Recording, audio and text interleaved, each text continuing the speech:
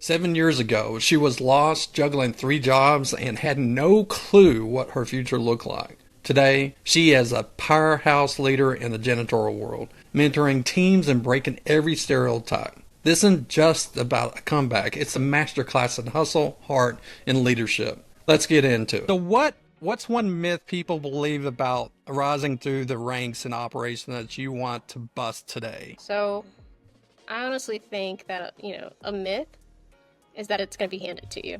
Leadership is going to be handed to you. That to me, people just assume that they deserve it, right? But really, if you have to do a lot of self-reflection daily, monthly, how could I be better? It has to be a very conscious thing. You have to be you have to be present and really think about every single thing you're doing. Those little things add up, and that's what actually contributes to your growth. And that's what gets you promoted to leadership. Well, welcome back to Dan the Cleaning Man. I have a special guest here. Her name is Lydia Perez. We reconnected. We kind of been apart for about 7 years, and we just recently reconnected working together. She has done some great things since I last seen her, so I'm very excited to jump into it and see how her journey's been in the last 7 years. So, Lydia, why don't you go ahead and share a little bit about yourself, and we'll jump into the questions. Absolutely. Well, Danny, like you were saying, it's been some time. You were the reason I got into the janitorial industry. And, ever since the first day, it's never been the same. I've never been the same.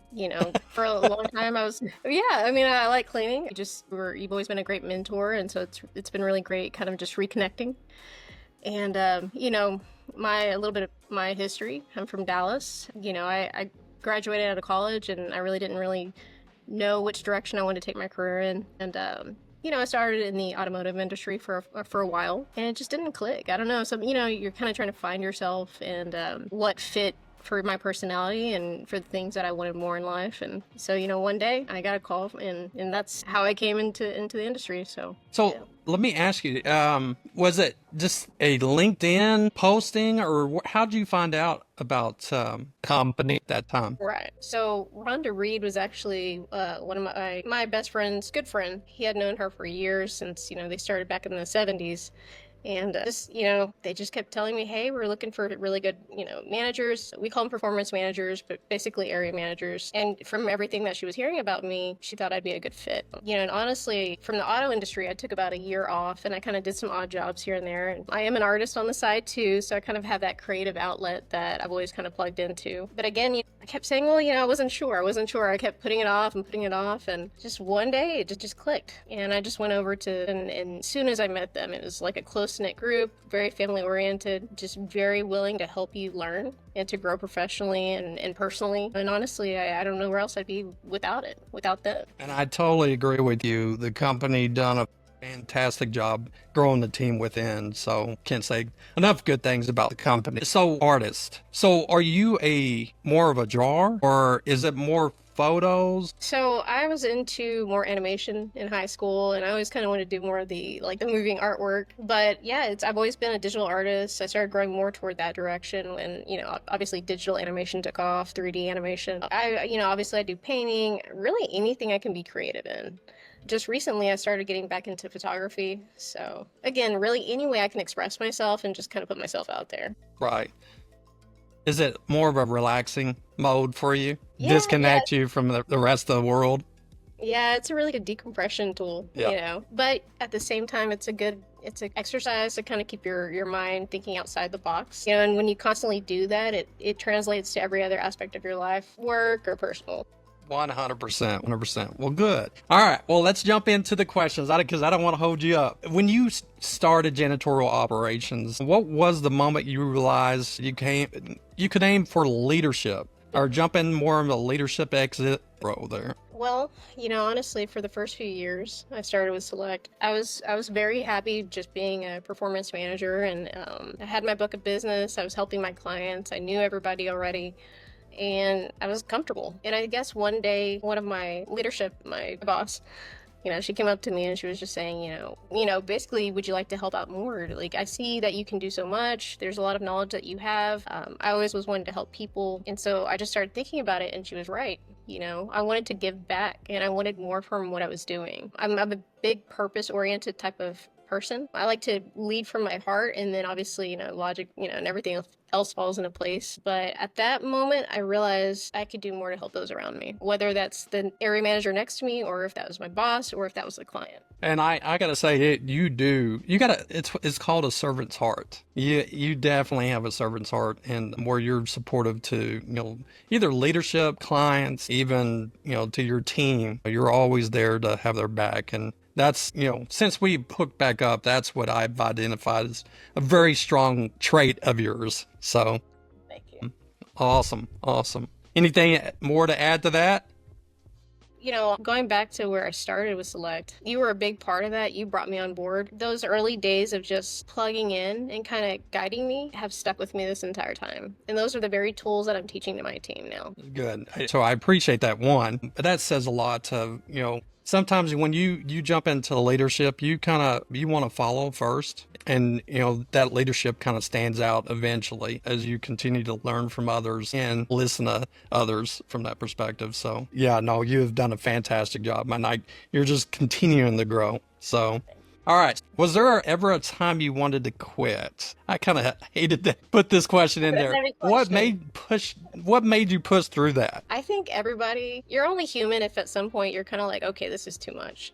There are going to be times where you're just getting hit left and right. And it's kind of funny. We were just talking about that. You're going to have weeks where it's extremely easy. Everything's flowing. Everything's working out right. And then all of a sudden it just hits you. And, those are the moments that you really have to question. Am I going to power through this? Am I going to grow from it? Or is it going to break me? Yes. I don't like to say quit. I don't want to be a quitter ever.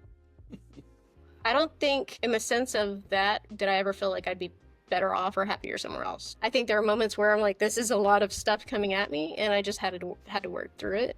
But yeah, if that answers your question. I'm telling you, there in that leadership role that you're in right now, there's a lot coming at you, and it seems like you are getting pounded with a sledgehammer every day.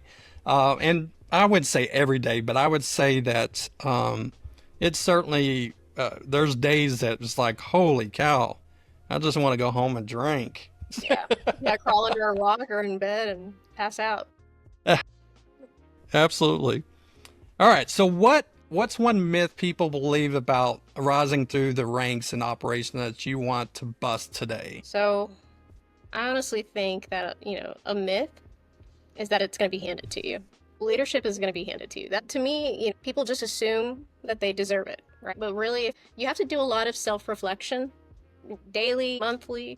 How could I be better? It has to be a very conscious thing. You have to be you have to be present and really think about every single thing you're doing. Those little things add up, and that's what actually contributes to your growth. And that's what gets you promoted to leadership. It's not about just you being good at your job, because that's perfect. But you really do have to be well-rounded. You're great at your job, or whether it's the front end with the clients or the back end with the contractors, you have to maintain relationships all around. Another thing, you have to make sure that you're plugging into your people. You have to act as a leader before you become the leader. And I think that's what a lot of people don't really realize. I always think of it like the military. You have the guy next to you and the guy to the other side of you, and you're only as good as the rest of your team is. Correct. So we have to keep that mindset. Absolutely. And we had a good conversation going back to that first day that you were going to move into that position. And, and it was the same situation I did when I was kind of going through the ranks as well, as that, that position was not a top of mind for either one of us. We were just trying to take care of business and do it good and take care of our clients. We talk about our clients. There's an external client and an internal client. So our external clients are the ones that are paying our checks, right? Then you have our internal clients. That's our team inside, from accounting, corporate to operational team. We all want to take care of everybody within that cycle there. So we, going back to it, we just kind of talked about you just got to keep chugging along, and that time somebody will identify that is the individual I want for that position, because they're bringing out that leadership, they demonstrate it, and they do it with consistency. And the characteristics, they already start to embody it. You know how they say you act the part, you have to be what you want to become. 100%. Absolutely. Yeah. That's great. That is great. So you have worked in different industries. Mhm. Because if I recall, you said automobile, but that was more a rental business. Yeah, rental business. Oh my So, gosh, it slipped my mind. What did you do before that? so out of college, I did a enterprise. Great training program, right? But that led me into caliber collision. I did estimates for auto repair. That's I did it. Geico and no. So it was good. It toughened you up. Yeah. But after that, I don't know, it wasn't clicking. What's it clicking? It So wasn't clicking. what was the one leadership principle that worked in all of them? Where you're at today to the past jobs that you had. Is there any leadership principle that kind of stays consistent across each industrial? That's a tough one, but on the customer. I'm big on relationships. I don't like to form relationships based on lunches or things like that. For me, I'm going to prove my work ethic to you. And from there, once we establish that solid base, you can count on me. You can, I'm going to be there as a true support system for you. Then that's how I build onto the relationship. And then communication. Obviously you can't have a good relationship without solid communication, consistency, and we kept saying urgency earlier. Urgency is huge. I'm telling you, right now, as we talk about our opportunities, urgency is the key thing right now. Yeah. So, all right. So tell us about the moment someone underestimated you. Oh my gosh, I could see it. I can see it to this day. They were underestimating you because when I was in Oh that, yeah. back then, I was like, Oh no, yeah. no, no, wait until that pops out. How'd you prove them wrong? I don't know if you remember, back in the day, they used to think I was just a ninja because I'm so quiet. I was more quiet initially. I'm an extreme introvert. I know, obviously you have to develop outside of that. You have to break out of the box whenever you move up. Right. But I think that's what initially in any of my jobs, they just put me in a box. This is who you are. This is what you're going to be or be like. But again, going back to that one moment, it all changed when I realized, okay, I need to do more. And ever since then, I've challenged myself to do things that scare me. And that's the thing. When you want to grow, you have to do stuff that's gonna just scare you out of your boots. And at first, it's really, really nerve wracking. But eventually, you start to get a little bit excited about it. You test yourself, and you become stronger.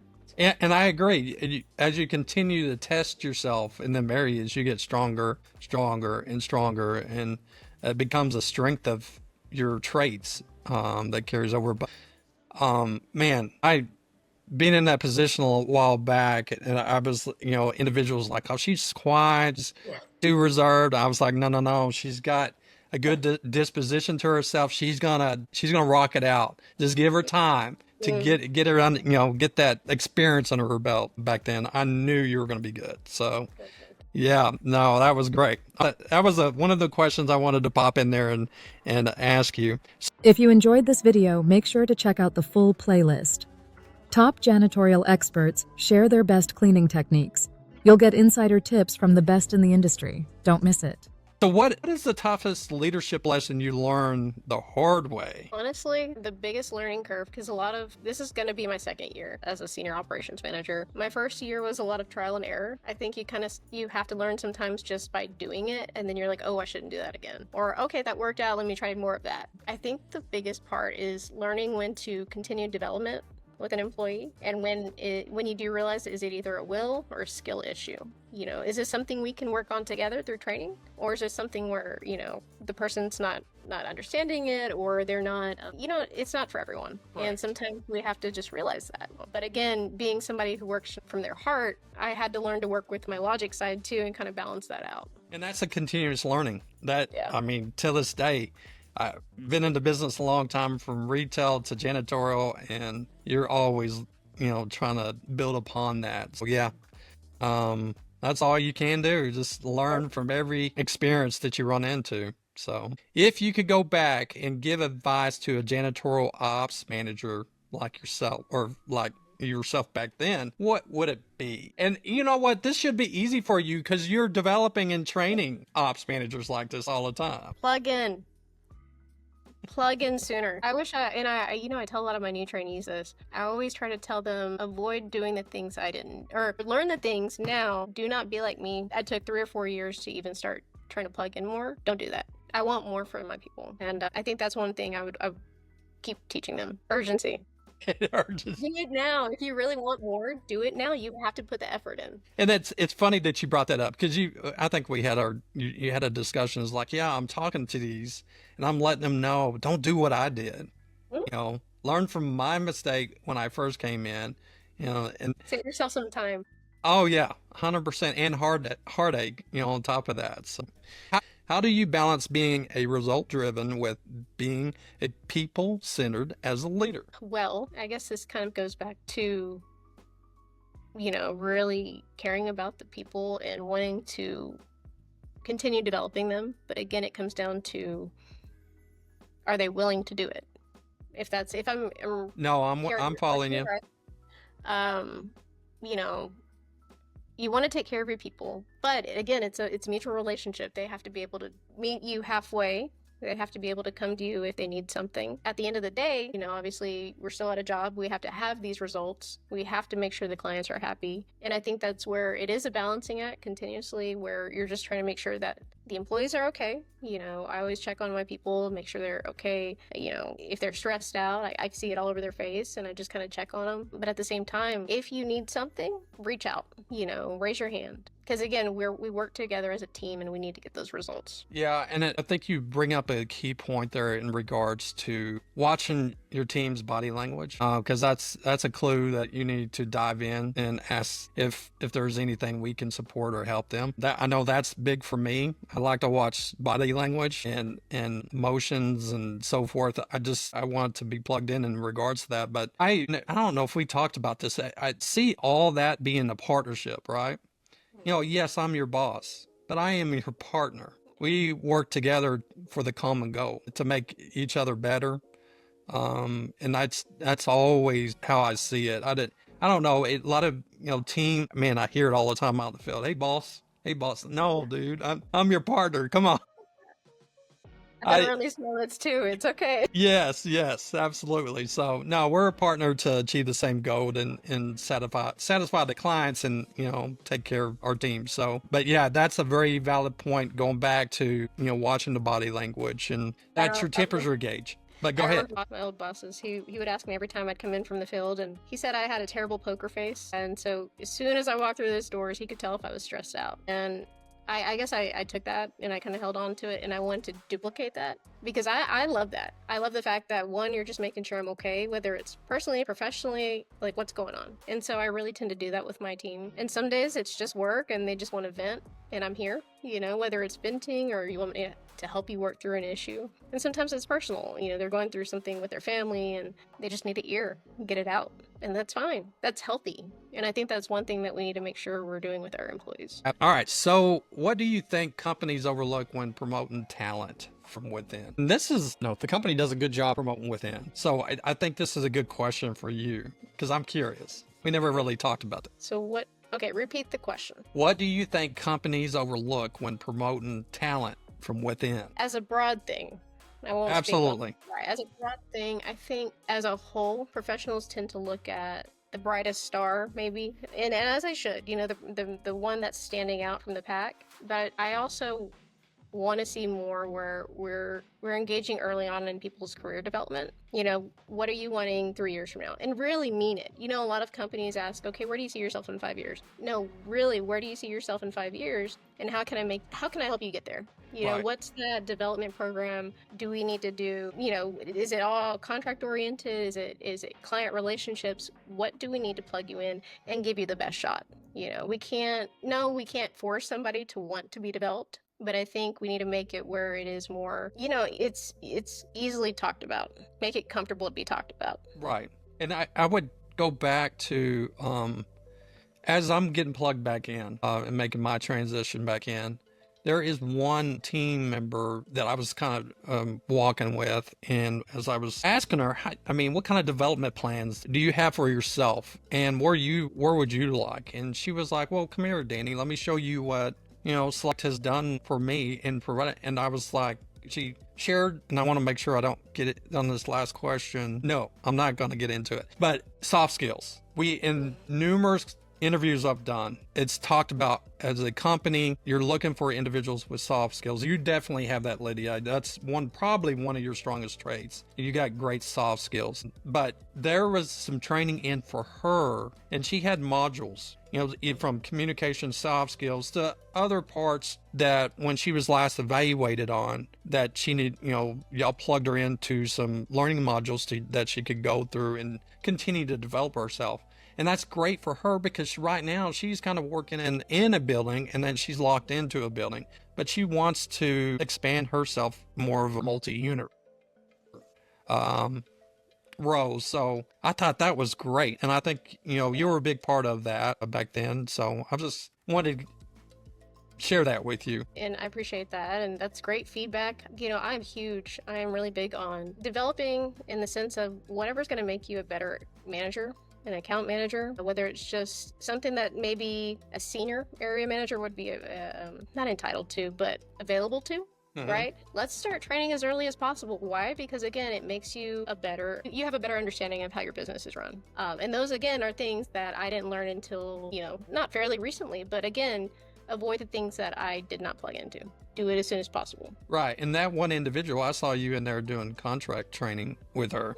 And I was like, I remember when I first started, I really didn't get into contracts until I was promoted into that director role. And I was like, but showing them so they can see the big picture, that, it kind of helps their development so they know, okay, that's why we do this. This is why we do this. And that's why, so forth. So I thought that was great. Y'all have a good development plan for her. And then on top of that, you in there talking and coaching her up on contracts. So that's great.